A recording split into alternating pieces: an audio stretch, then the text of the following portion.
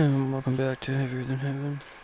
I'm only going to read 2 more chapters on and the April Fools here.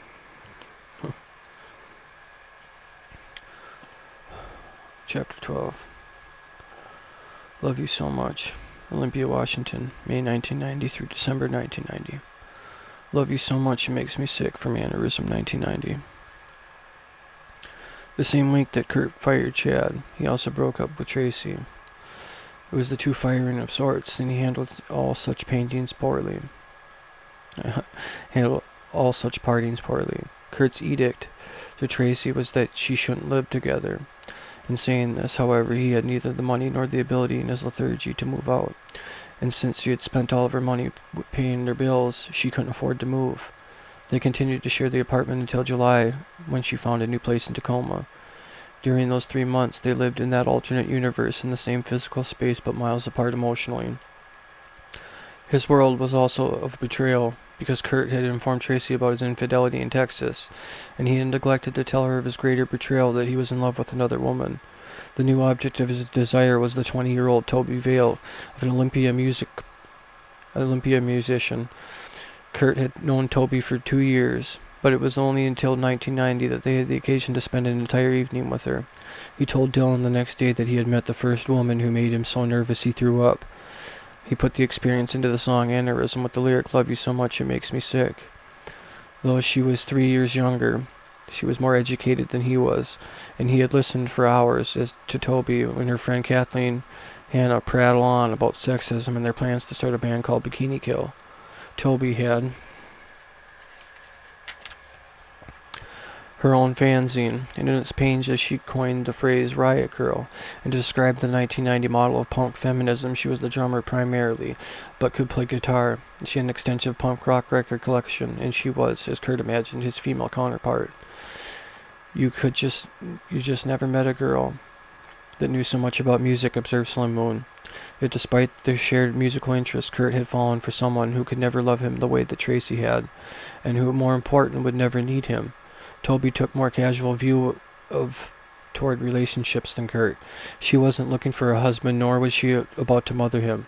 Boyfriends were more like fashion accessories for Toby, observed Alice Wheeler. What Kurt was searching for in a relationship was the kind of family intimacy he had lacked as a childhood. But Toby rejected traditional relationships because she thought it seen it as sexist. Even the word girlfriend meant something different in Olympia punk rock community, where if you would admit to even being a couple, it was as if the act was like you were going steady and was to adopt the traditional patterns of society that everyone had come to Olympia to get away from. No one dated in Olympia, observed Dylan.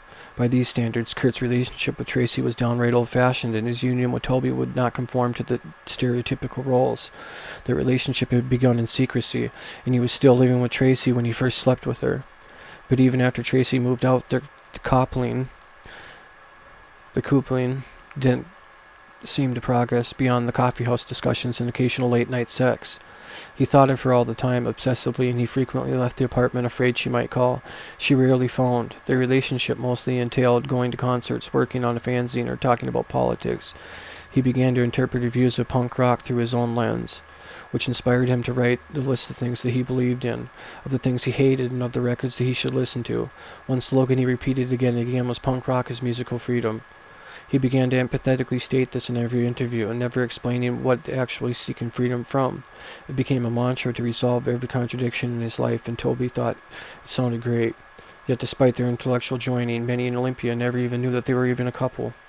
The whole time that they were dating, said Slim, that was confusing to me as whether they were officially dating. Maybe it was inconvenient to her that when he broke up with Tracy in a way because it put her on the spot. I don't think that she really intended to be with him for a long period of time. Toby, Kurt found out, was allergic to cats, so his animal farm was usually off limits. It was also filthy by now. Once Tracy left, the whole apartment took on a whole look of garbage dump, with unwashed piles of dishes piling up, dirty clothes littering the floor, and Kurt's mutilated dolls watching over the scene with their crazed, busted eyes. A year earlier, Kurt had complained that feminists were threatening to him. But once Kurt began sleeping with Toby, the riot girl feminism was easier for him to swallow, as he soon embraced it as if it were really a new discovered religion. The same man who read conk a line of pornography, now used the words like misogyny, and talked about politics as oppression. In his notebook, Kurt wrote about the 2 rules of rock, which are the quotations from Toby. 1, learn not to play your instrument. 2, don't hunt girls when you dance, or any other time.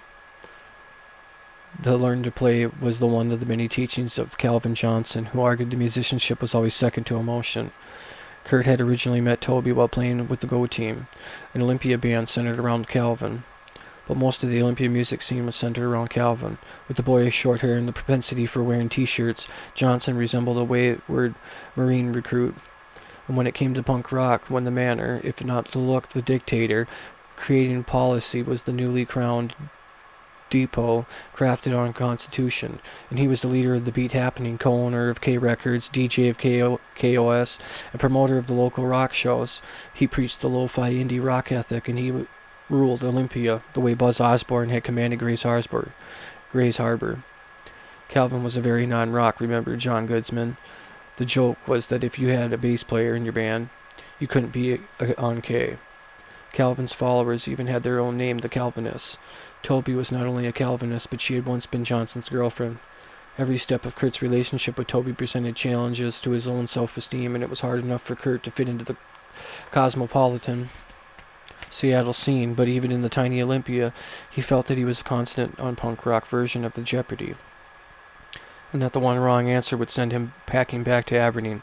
For a kid who grew up wearing Sammy Hagar t-shirts, he found himself that he had constantly to use the word Kurt, which is spelled K-U-R-T-T. Self is to disguise and protect his real past.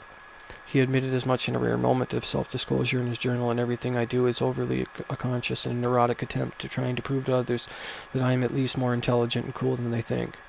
When asked to name his influences during press interviews of 1990, he listed an entirely different roster of music than he had the year earlier. He had grown to understand that the world of punk rock elitism, the more obscure and the unpopular the band was, the hipper and the dropper the name was. And friends began to notice the divided self more. When Kurt was around Toby, he began to criticize a band. He might criticize a band that earlier that same day he advocated for. That summer, both Chris and Kurt fastidiously dubbing cassettes of the Smart Studio demos, but were wasting postage sending them to Touch and Go, and they sent them to Columbia Records and Warner Brothers, and after all the problems with Sub Pop, Kurt and Chris had committed to signing with a major label, if only to get a decent distribution. To Toby, this was the anthema. She announced her band would never be on a major label, and influenced by her position, Kurt tempered his major label aspirations by telling interviewers Nirvana would sign with a major cash advance check, break up, then put out a record on K. It was a magnificent fantasy, like many great ideas floated through his head, and had no intention of acting in such a foolish way as to jeopardize his chance of fortune and fame. Since their brief employ of the Tam Orman, Nirvana had managed themselves using Michelle Balasimski as booker, with Chris handling most of the financial arrangements. I was the only member of Nirvana who graduated from high school, Chris explained in May 1990. Sub Pop sent the band a new proposed contract, and it was 30 pages long and gave numerous unequivocal rights to the label. Kurt knew he didn't want to sign this document. He and Chris turned to Susan Silver, the respected manager of Soundgarden, and she took one look at the contract and told them they needed a lawyer. Silver was surprised at how adamant they were at not wanting to be on Sub Pop anymore, and they complained that Bleach had gotten no promotion and that the label never provided them with the accounting for how many copies they had sold. Kurt declared that he wanted the big money deal on a major label with the muscle of the big corporation behind him, that even the band still without a drummer. Such a statement was on the grounds of a public hanging in the court of Calvin, but it was even in the contrast to most Seattle bands. It was also contradicted that Kurt said in the press, and recently, 3 weeks before, on April 27th, when he was on the radio of WOZQ and asked whether the band was to consider signing with a major, he replied, "We don't have any interest in a major label. It would be nice for better distribution, but with anything else, goes major labels, it's just a bunch of shit." But in time with that interview, he split with Tracy and had deprived himself of a benefactor, and he now declared he wanted $1 million deal, but perhaps in the nod to the influence of Toby, he proclaimed that even when Nirvana got the huge deal, they would still tour in a van, and Kurt had heard that Peter Patanero one of the industry's heavy lawyers, had asked Susan if she could put in a word for them. "I'm going to Los Angeles tomorrow," she said. "And if you could sometime while I'm there, I'll take you to meet him," Chris replied. "We'll start driving tonight and see you in a couple days." 2 days later, they met with Silver in Los Angeles, and Silver introduced them to Don Mueller, a well-known agent. And when Paterno was unable to make his time in the schedule, she connected them with an attorney, Alan Mintz, and found them naive but ambitious. Mintz's specialty was new bands, but he discovered as the new artists, they were definitely among the scuffiest that had ever come through the door. Sub Pop was also talking lawyers and attempting Nirvana's growing reputation to get a major label to invest in them. Mintz mentioned this to the band and suggested that they might want to get distribution that they wanted on Sub Pop. They leaned forward and resolutely replied, "Get me off this label." Kurt declared that he wanted to sell records. Impressed by their tape, Mintz began working on a final deal that day. It wasn't a difficult job. Even by mid-1990, Nirvana's standing as a dynamic live act and the budding success of Bleach on college radio had attracted the interest of artists' repertoire, agents, employers, and hired by the labels to sign bands. The first AR main interest was Bret Hartman of MCA, who in early 1990 had been having discussions about their contract with Poneman and Pavitt. Hartman realized his interest was being passed on by the band and acquired Kurt's home number and started leaving messages on Kurt's answering machine. When they returned to Seattle at LA, Chris and Kurt headed back to the studio on July 11th to record their single Sliver, to release in advance on another UK tour. They had hired Dan Peters of Mudhoney as their drummer for the gig, and though they were still auditioning drummers, this would be their ultimate quick and dirty studio session, recorded in the middle of Tad album while the band was on a dinner break. The title was yet another Cobain composition with no relation to the lyrics, but this time the name was only obtuse to the song. It was straightforward and creative breakthrough for the subject matter. Kurt had in mind what he knew best, his family. Like Richard Pryor, who struggled with his comedy career until he started telling jokes about growing up in a whorehouse, Kurt had finally discovered his unique voice, which evolved when he wrote about his family. He had found his gift as a writer, almost by accident. Sliver tells the story of a boy who's being dropped off at his grandparents' house who doesn't want to leave his parents to leave. He pleads for his grandmother to take him home, but to no avail. He eats mashed potatoes for dinner and has plans of digesting his meat. He rides his bike only to stub his toe. He tries watching television but falls asleep. "Grandma takes me home. I want to be alone," was an unadorned chorus, and the song ends as the boy wakes up in his mother's arms. "It's probably the most straightforward song we ever recorded," Kurt explained to Melody Maker. It was one of the first Nirvana songs to use contrasting dynamics, which would become the signature for the band. The verses were quiet and slow, but the chorus came in thunderous and the wall of sound. After its release, Kurt quizzed about its meaning, and he had the audacity to claim that it was autobiographical, but no one, not anyone, knew him, believed this. It was about being a little boy and wanting to be at home with his mom, and not wanting to be the baby sat by his grandparents, explained his sister Kim. In August, Nirvana went on the road for a short West Coast tour, opening for the Sonic Youth, with Dale Crover on as their temporary drummer, and the tour was the chance that Kurt met Thruston Moore and Kim Gordon of Sonic Youth, whom he considered just and short of royalty. His self-esteem rose when he found that they treated him as a peer, and the two bands immediately struck up a friendship, and the best of all, Moore and Gordon offered business advice, suggesting Nirvana consider their management company, Gold Mountain. They certainly needed help, and despite the honor afforded, they were paid poorly. Following Sonic Youth's huge bus and absurd little Dodge van, looking more like a starstruck fans than stars themselves at the Los Angeles show at MCA's, Bret Hartman and his boss Paul Atkinson went backstage to visit the band after their set and found Kurt and Chris packing up their gear. They were too poor to afford roadies, and Atkinson invited the band to tour MCA. But Chris said they had to drive back for his job.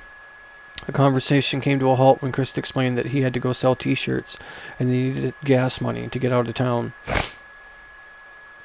When they arrived in the Northwest, in the interest of the hometown, the boys was greater than for Sonic Youth. In Portland and Seattle, there were burgeoning stars, and even after each show growing in numbers of fans speaking their praises. Yet Kurt's personality didn't seem to change with the attention, observed Sally Berry, who was an opening band on tour, and the first person I ever saw fling herself into the crowd with his guitar and not give a rat's ass, she recalled. With other people you could see a conscious thought to it, but with Kurt it was an instant and honest. Almost every show with Kurt leaping into the audience and the audience leaping into him, and the tour Kurt spared his drummer since Crover had announced he would pound Kurt within an inch of his life if his kit was damaged.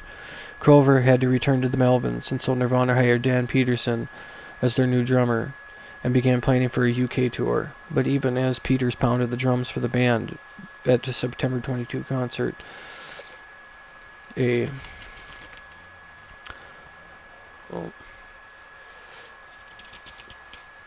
September 22nd concert in the audience was another candidate Kurt and Chris had flown into the audition. The gig that Peters played, which was one of his only shows with Nirvana. The newly arrived drummer was the 21-year-old Dave Grohl, originally from Virginia. Grohl had played with the band Scream and Dane Bramage. The transposed letters of the latter name was probably enough to endear him to Kurt, since it showed, if nothing else, that Grohl shared his sense of humor. It was Buzz who had hooked Grohl up with Nirvana, stepping back to his mentor's role. As it may have been the greatest gift he ever bestowed, the instant Kurt and Chris practiced with Grohl, they knew they had their final drummer. Just 20 days later, Dave Grohl was playing his first show with Nirvana, and barely familiar with the names of the songs, much less the drum parts, but Grohl, it hardly mattered.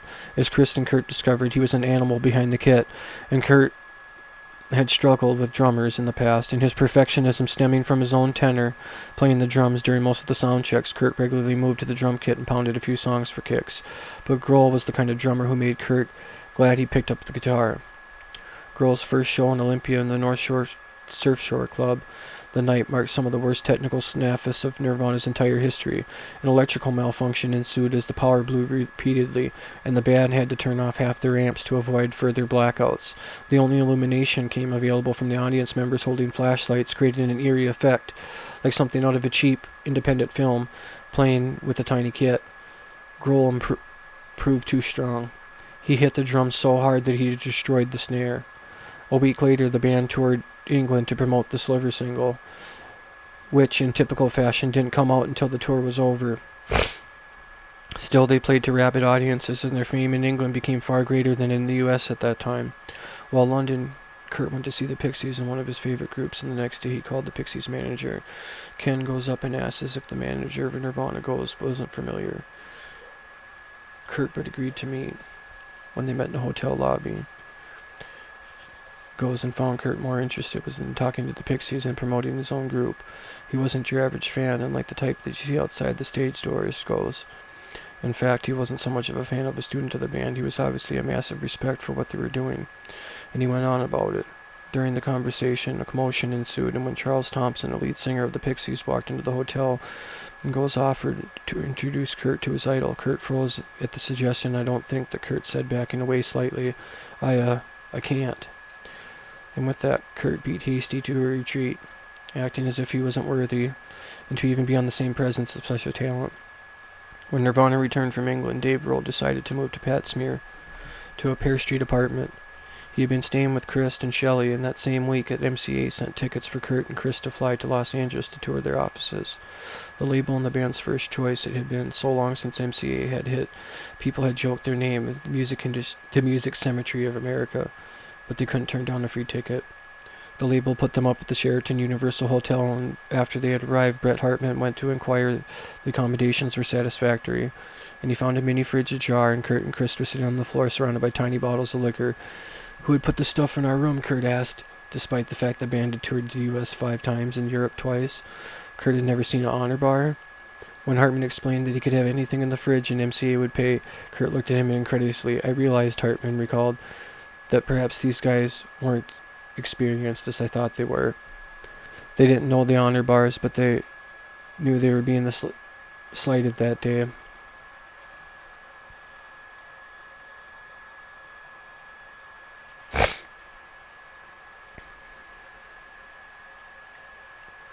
Oh, I lost my spot, damn it. Cited the next day toward MCA, Hartman and Atkinson had circulated copies of Bleach. along the memo, urging the staff to be warming up and gracious. Yet when they escorted the band through the building, it appeared the bigwigs was to launch, and Agnes Jenkins, who ran the publicity department, and spoke with them briefly and encouraged them, as these guys did in the mailroom, who were among the handful of MCA employees who listened to Bleach. And the topper came when the group was wheeled into the office, and Richard Palmies, who briefly shook the band's hands with them before muttering, "It's really great to meet you guys. I really like your music, but I've got a lunch appointment in 5 minutes. I'm going to excuse myself," and Kurt wasn't sure who he was meeting.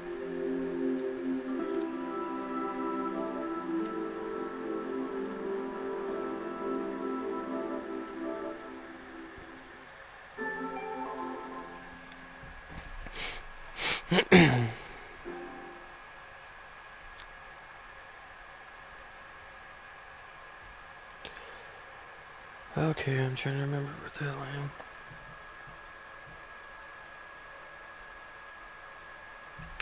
Going to excuse myself. Kurt wasn't even sure who he was meeting, so he turned to Atkinson and said, "Who is this guy?" "That's the president of MCA," Atkinson replied with a grimace. And with that, MCA was out of the running. While Los Angeles and Kurt, Chris hooked up with Sonic Youth, and who again pushed Gold Mountain Management, who told them that they should sign to their label DGC, part of Geffen Records, one of the few bands who wasn't so far hadn't expressed interest. By the time that Kurt had returned to the Northwest, Grohl had moved in, and his presence temporarily in Kurt's life lifted his spirits. Living alone was never good for Kurt's mental health, and his isolation reached a peak during the summer of 1990. He bore the signs of a child who had gone through a severe trauma. He stopped talking except when spoken to. He spent hours every day doing nothing but stroking his wisp of his beard, staring into space. He and Toby weren't seeing each other as much, and when they did get together, he seemed unable to move the relationship to the next level. He bitterly observed in his journal the only difference between his friends who fuck every once in a while and a boyfriend and girlfriend is the official titles given.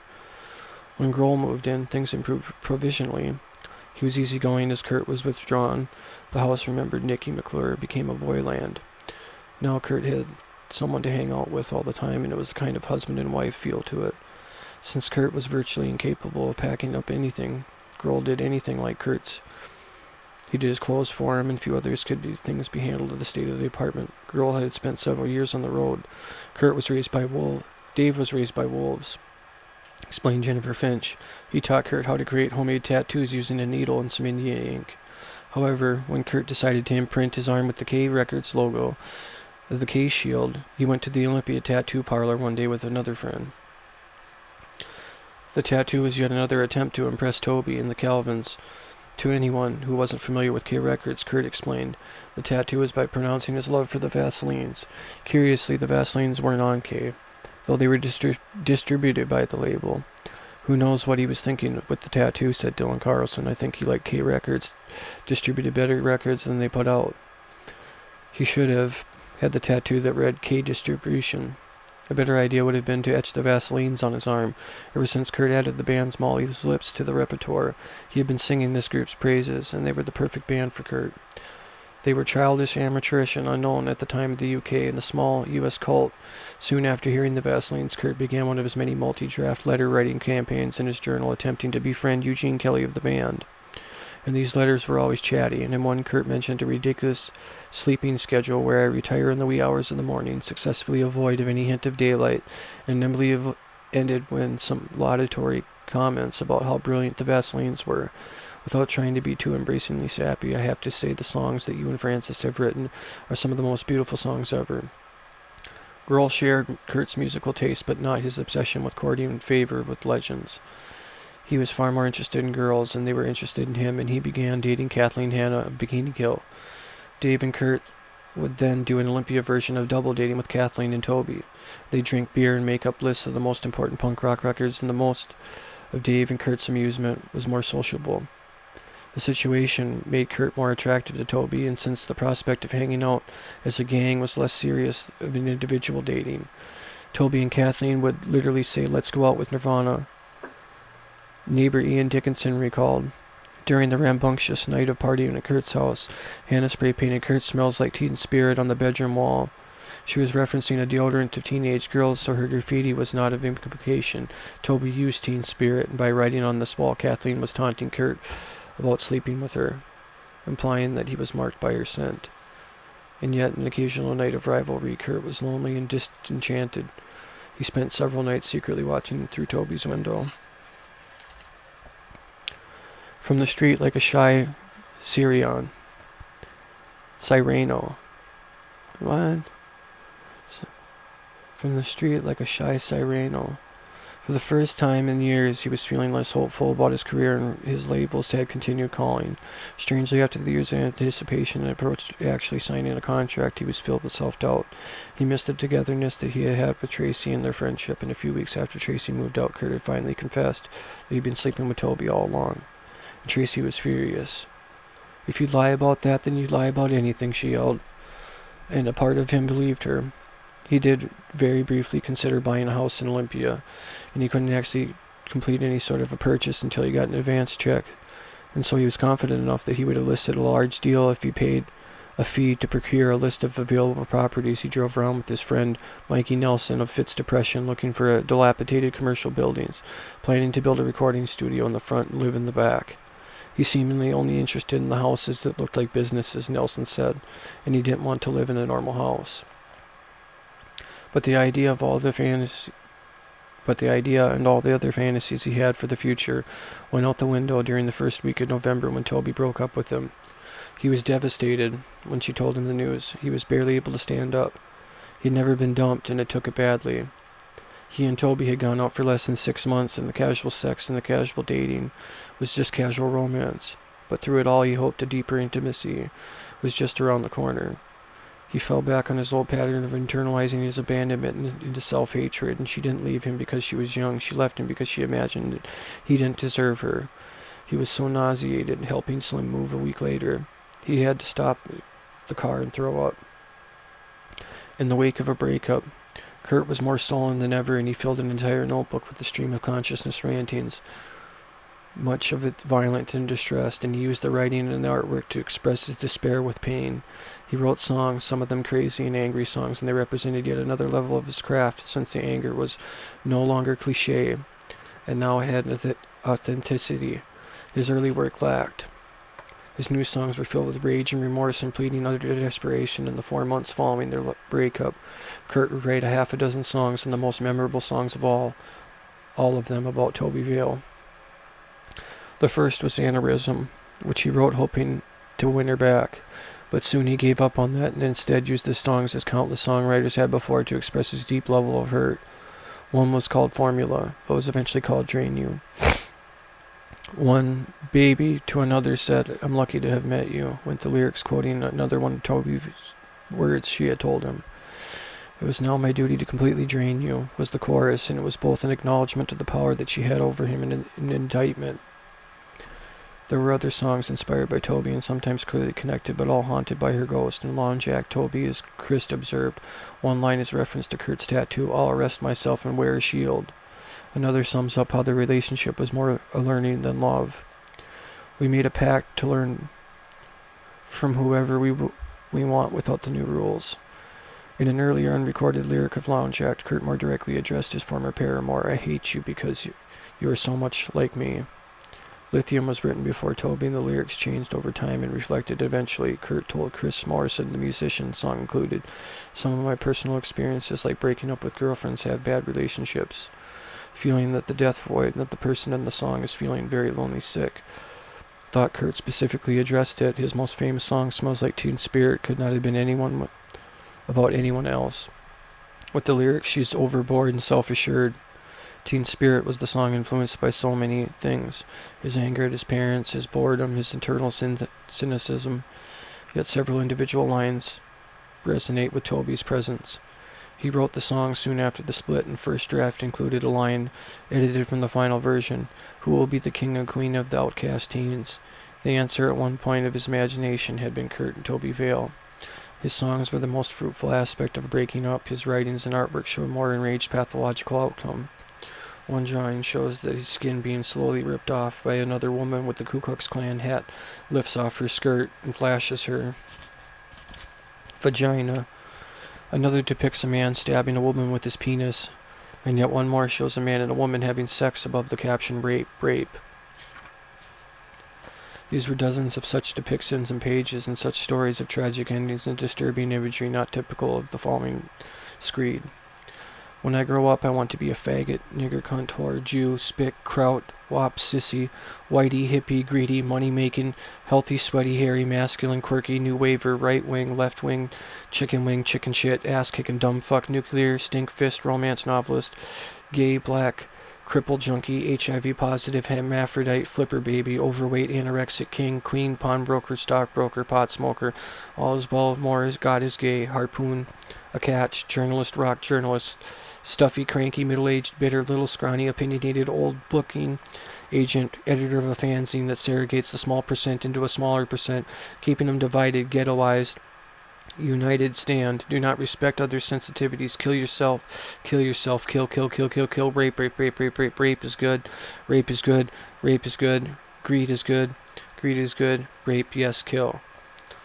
Most of all, rage was turned inward, and if there was a central theme of his writing that fall, it was self-hatred, and imagining himself as a bad, faulty, diseased. One page told a crazy tale, completely fantastical, of how he enjoyed kicking elderly women's legs because these ankles have plastic bottle full of urine strapped on them, and a tube running into that old worn-out muscled vagina. The yellow stain goes flying everywhere. Next, he sought out a 50-year-old fags who have the same muscle malfunction, but in a different cavity. I kicked the same muscle malfunction and their rubber underwear and have a brown stuff that soaks into the beige slacks. But this disturbing story eventually turned to violence towards the writer. Then the people with no particular fetishes kicked me all over my body and my head, and watched the red shit splat run out and soak my blue jeans and the white shirt. And the story ended with him repeating, "I am bad," and then 20 times in big characters, the size of big letters he used to spray paint on the walls aberdeen. Me, until he finally ran out of space. Having filled every inch of the page, he wrote in so much pressure with the pen is through the paper. He made no effort to hide these stories, and instead his journals would lie open on the apartment, so Jennifer Fitch began dating Grohl.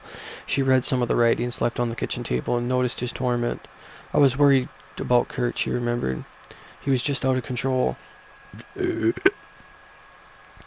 hatred he had for others was mild compared to the violence he would describe against himself. Suicide came up as a topic repeatedly. Fucking... It's just amazing how many times I've had to say this stupid shit over and over again. Fuck you, Courtney Love. Selling this shit, and your own daughter doesn't even call Kurt dad. It's disgusting. It's fucking disgusting. The hatred he had for others was mild compared to the violence he described against himself. Suicide came up as a topic repeatedly. One diatribe detailed about how he might turn himself into Helen Keller by puncturing my ears with a knife, then cutting my voice box out. He repeatedly fantasized about heaven and hell, and both embracing the idea of spirituality as an escape after death, but just as often as wholeheartedly rejecting it. If you want to know what the afterlife feels like, he speculated, he'd then put on a parachute and put on a plane and shoot up a good amount of heroin into your veins and immediately follow that with a hit of nitrous oxide. Then jump or set yourself on fire. By the second week of November 1990, a new character had begun to spring forth in Kurt's journal writing, and a figure who would soon make its way into almost every single image, song, or story. He intentionally misspelled his name, and in doing so he granted it a life of its own. Oddly, he gave it a female persona, but since it became its greater love that fall, and even made him throw up, just like Toby, there was a fairness in its gender choice, and it's called heroin. And that there's the end of Chapter 12. Don't forget to like, share, and subscribe. We're about halfway through the book.